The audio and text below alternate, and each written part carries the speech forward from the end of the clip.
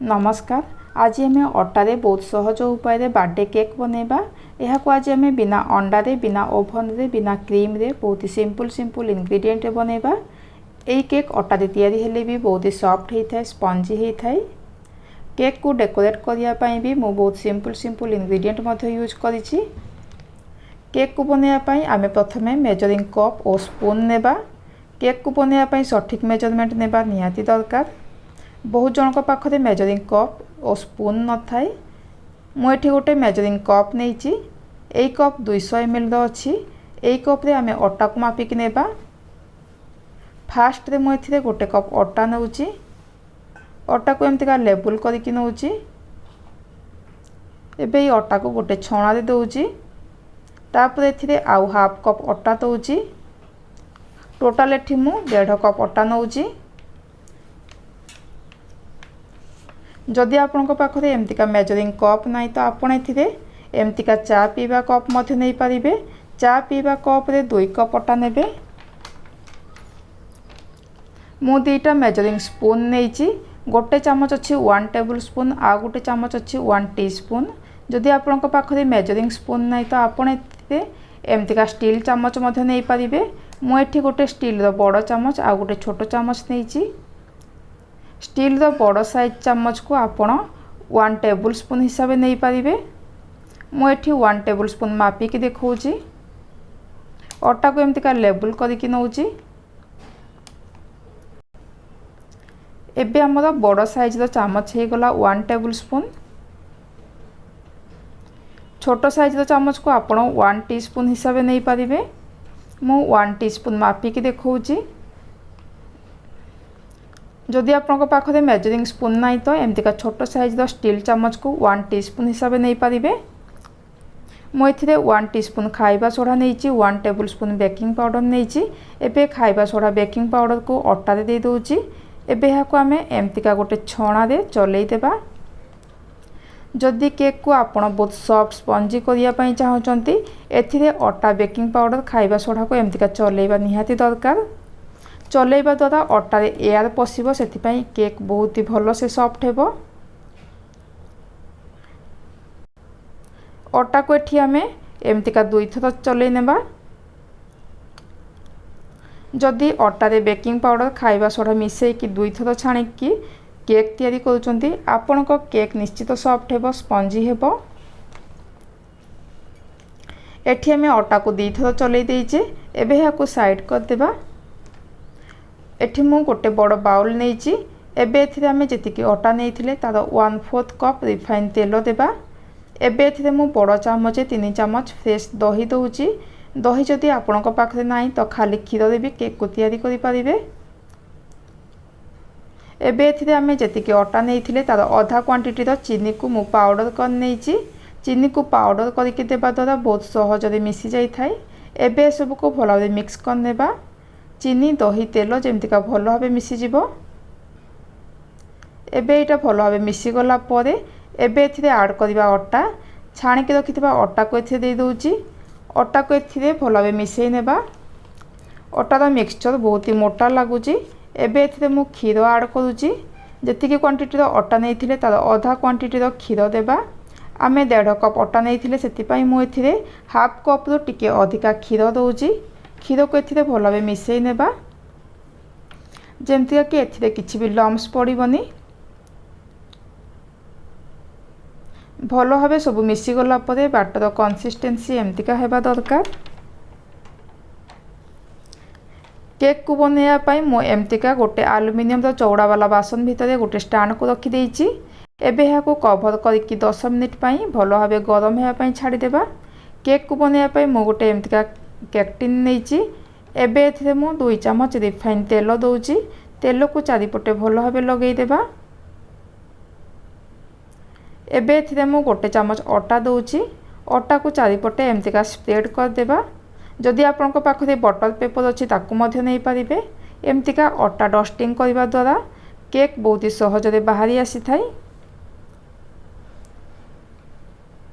एबे बासन रे अटार बाटर को दे दोची। बाटर को दे सारिबा परे बासन को एमतिका टिके बाड़े देबा। यह द्वारा जदि किछि भी गैप रही जाइथिबो तो भल भाव सेट हो जिवो। एबे आमर ए बासन भी भल भाव गरम हो जाइए।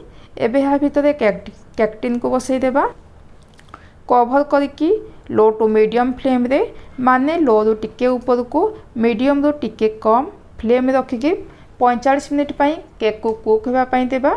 आधा घंटा पर्यंत कभर को जमा भी बाहर करें। 45 मिनिट पर मु कभर को बाहर करके चेक कर नौची।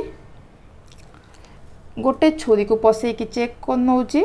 छुरी रे एठी किछि भी लागुनी माने केक आमर पूरा कुक हो जाइए। भितर केक्टिन को बाहर करके ठंडा होगापाई छाड़ी दौची। एबे एठी केक पूरा भल से ठंडा हो जाइए। केक्टिन उपरे गोटे प्लेट को रखिकी ताको ओल्टई नौची। ता उपरे एमतिका बाड़ई देबा केक पूरा भल से बाहरी आसीबो। केक आमर पूरा सॉफ्ट होइची स्पंजी होइची। एबे केक को डेकोरेट करिबा। केक को डेकोरेट करिया पई मो गोटे डेयरी मिल्क चॉकलेट नेइची। चॉकलेट को भांगी की ताको गोटे गिना को दे दोची। ए चॉकलेट को एबे मेल्ट करिबा। चॉकलेट को मेल्ट करिया पई मो गोटे पैन रे किछि पानी फुटिबा पई छाड़ी देइची। पानी फुटी गला परे चॉकलेट गिना को एमतिका ऊपर रखि नेबा। चॉकलेट को डायरेक्ट गैस ऊपर मेल्ट करिवेनी। एबे एथिरे मु गोटे बड़ चामच बटर दउची। जदि बटर आपनक पाखरे नाही तो बटर जगह घी मध्य नहीं पारिबे। ता सहित एथिरे मु बड़ चामच 3 चामच क्षीर दउची। चॉकलेट मेल्ट होगापाई देबा। 3 ରୁ 4 मिनिट भितर चॉकलेट एठी हम भल से मेल्ट हो जाइए। एबे मेल्टेड चॉकलेट को संगे संगे ही केक ऊपर देकी स्प्रेड कर नेबा। जदि केक को बेकरी शॉप परिका सॉफ्ट करिया पई चाहउचंती तो 4 चामच पानी रे 2 चामच चीनी मिसई नेबे। सही चीनी पानी को चामच द्वारा केक ऊपर दे देबे। एहा द्वारा केक बहुत ही सॉफ्ट हेबो मॉइस्ट रहिबो बिल्कुल भी ड्राई लागिबोनी। चारिपटे मु एबे चॉकलेट को लगे नहींची। एबे यहाँ ऊपर हैप्पी बर्थडे लिखिबा। हैप्पी बर्थडे लिखिया पाई मो गोटे जगह रे 50 ग्राम अमूल पाउडर नौची। बड़ चामच रे 4 चामच नेबे। एबे एथिरे मु बड़ चामच रे गोटे चामच फुटा क्षीर दौची। गोटे चामच बटर दौची। एबे सब को भल भाव मिसई नेबा। घोल बहुत ही मोटा लगुच। मुझे आउ गोटे चामच क्षीर दौची। एका संगे बेसी क्षीर देवेनी। अमूल पाउडर रे बहुत ही कम क्षीर दरकार होता है। क्षीर को पुणी भल भाव मिसई नौची। एबे आमर अमूल घोल रेडी हो जाइए। घोल आमर एतिकी थिक रहिबा दरकार बेसी मोटा नुह कि बेसी पतला नुह। मु गोटे क्षीर पैकेट नहीं ताको गोटे ग्लास भितर सेट कर नौची। एबे क्षीर पैकेट भितर अमूल घोल को भर्ती कर नौची। यह को आमे मेहंदी कोन परिका तैयारी करिबा। पैकेट मुह को गोटे रबर द्वारा बांधी नौची। एई कोन गोटे साइड को गोटे कोन को छोटे एमतिका काटी नौची। केक ऊपर जहाँ भी लिखिबा प्रथमे ताको गोटे प्लेट रे तो गोटे थर पाई प्रैक्टिस कर देबा। एबे मु केक ऊपर हैप्पी बर्थडे लिखुची। जदि आपणक पिलांक ना लिखिया पाई चाहउचंती तो पिलांक ना भी लिखि पारिबे। हाथ रे जेमतिका मेहंदी पकई थांती एठी भी ठीक से एमतिका मेहंदी पकईला परिका लिखि नेबा।